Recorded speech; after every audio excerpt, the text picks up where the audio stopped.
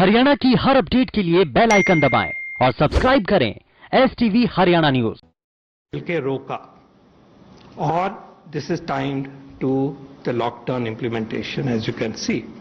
हाँ, ये बात सही है कि इसके बावजूद भी केसेस बढ़े और जो लाइट ब्लू लाइन्स हैं दिखाती हैं कि केसेस बढ़ रहे हैं, लेकिन एक्सपोनेंशियल ग्रोथ में ये रहेगा। लेकिन आप ये सोचिए कि अगर वो स्पीड वही होती जो 15 और 22% वाली थी तो ये नंबर कहां पहुंचा होता है। इससे पहले कई बार हमने डबलिंग टाइम की चर्चा करी है, ये उसी का ही दूसरा रूप है देखा जाए तो। डबलिंग टाइम जब हमने लॉकडाउन शुरू किया देश में तो 3.4 था, ये हम बार बार यहां आपके सामने प्रस्तुत कर चुके हैं, और आज हम हैं 13.3 पे हैं। स्लो है, वो डबलिंग जो 3-3.5 दिन में हो रही थी वो आज 13.5 दिन में हो रही है। वो इसी ग्रोथ का एक दूसरा तरफ से अगर देखें तो बात एक ही है। तो स्लो किया गया हम सब ने मिलके, देश ने मिलके, इसमें कोई दो डाउट नहीं है और इसके क्लियर रिलेशनशिप है। देखिए 12 दिन लगते हैं एक कोई भी मेजर हम लेते हैं इस पैंडेमिक में, क्योंकि केसेस पहले इन्फेक्ट होते हैं, फिर बीमारी बढ़ती है, फिर वो फ्री होते हैं, सीरियस होते हैं या डेथ होती है ओकेशनली, या ठीक होते हैं। तो ये गैप है। तो 25 और 3 अप्रैल का जो गैप है वो इसलिए है कि असर आने में वक्त लगता है, और इसीलिए जो आज हम चर्चा करेंगे हम लॉकडाउन 1.0 और 2.0 का करेंगे, और 2.0 3 मई को खत्म हुआ और हम 15 मई तक दिखाएंगे कि कहां तक पहुंचे हैं, क्योंकि वो 2.0 का इफेक्ट वहां तक दिखेगा। और अब जो 3.0 चला है उसका इफेक्ट अभी भी चला हुआ है और 4.0 का इफेक्ट आगे आएगा। तो 15 मई तक का ब्यौरा आपके सामने ला रहे हैं इन quantitative terms today with all humility. आगे अगर इसी को हम सिंपली एक ब्रीफली कहें कि डेथ्स की कितनी स्पीड से बढ़ोतरी हो रही थी, तो वही जो मैथमेटिक्स है उसको आप देखिए कि डेथ्स की स्पीड यहां पे थी, और जैसे जैसे लॉकडाउन 5 अप्रैल का इफेक्ट आना शुरू हुआ, गिरना शुरू हुआ और हम नीचे उसमें जाके सेटल हुए हैं। क्लियरली प्री लॉकडाउन सिचुएशन और पोस्ट लॉकडाउन सिचुएशन में बहुत बहुत अंतर है, ये दिखाई दे रहा है।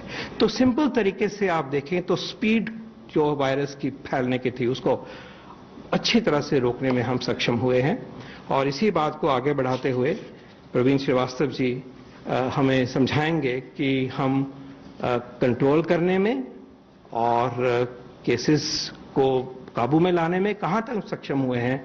इसको और सोफिस्टिकेटेड तरीके से मॉडलिंग एक्सरसाइजेस के द्वारा जो हमें समझ आ रही है इस स्टेज पे, जो डेटा अवेलेबल है उसके बेस पे हम आगे बढ़ेंगे।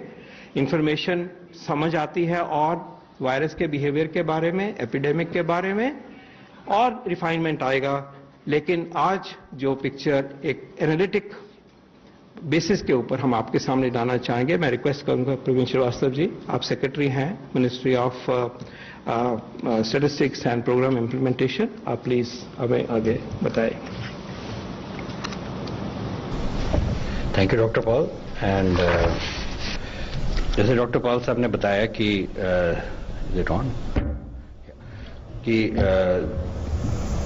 पूरे जनता की, सरकार की कोशिश से जो लॉकडाउन पे इम्पैक्ट आया है वो आंकड़ों में आपने देखा है।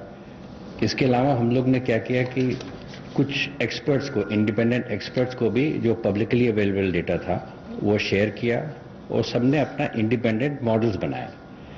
तो वो मॉडल्स का ब्यौरा हम देना चाहेंगे, और उसमें क्या क्या उनके एस्टिमेट्स आ रहे हैं उसके हिसाब से हम लोग कंपेयर करेंगे, एंड फिर आपको बताएंगे कि लॉकडाउन का इम्पैक्ट कैसा हुआ उससे। तो शुरू करने से पहले मैं ये बताना चाहूँगा कि मॉडल्स जो बनते हैं वो डेटा बेस्ड होता है, और जो पब्लिकली अवेलेबल डेटा है वही यूज़ किया सबने। और मॉडल्स कई तरीके होते हैं, स्टोकेस्टिक होते हैं, डिटर्मिनिस्टिक होता है, प्रोबेबिलिस्टिक, रिप्रोडक्टिव, बहुत सारे होते हैं साइंटिफिक मॉडल्स। बट चैलेंज क्या आता है कि इन पैंडेमिक लाइक कोविड-19 there is no parallel available directly, so we are learning as we are going, and the data itself is showing that जो हमारा लॉकडाउन का इम्पैक्ट था उसमें फर्क पड़ रहा है। तो जितना कॉम्प्लेक्स मॉडल होता है उतना डेटा ज्यादा चाहिए होता है, but what ever data is available उसके हिसाब से मॉडल जो लोग ने बनाया है वो मैं आपको डिस्कस करना चाहता हूँ। बॉस्टन कंसल्टिंग ग्रुप के बारे में आपने सुना होगा, इन लोग ने भी एस्टिमेट किया है। इनका थोड़ा एडवांस मॉडल है, साइंटिफिक है। It's not that others are not scientific, but इन लोग ने दो अप्रोच लिए हैं, दो सिनेरियोज लिए हैं कि रिप्रोडक्शन रेट कैसे चेंज हो रहा है।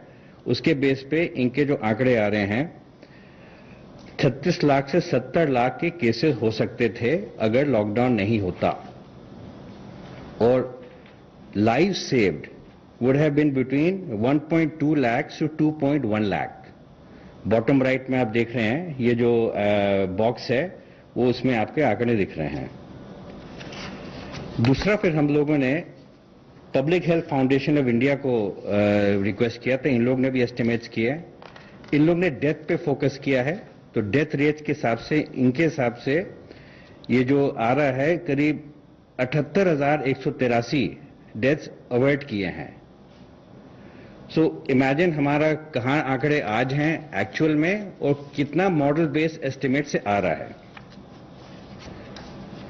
तीसरा जो है, दो इंडिपेंडेंट इकोनॉमिस्ट हैं, इन लोग ने भी स्टडी किया और एक मॉडल लगाया है और अजम्पशंस दिए हुए हैं इसमें स्लाइड्स में, बट ब्रॉडली ये बता रहे हैं कि करीब 23 लाख केसेस को अवॉइड किया है। मतलब जो अभी हमारे जो आंकड़े हैं उससे उसके जगह पे 23 लाख और बढ़ता, और डेथ्स थे करीब 68,000 और होते कंपेयर टू 3,000 और जो हमारे हैं। Next, we had approached some independent experts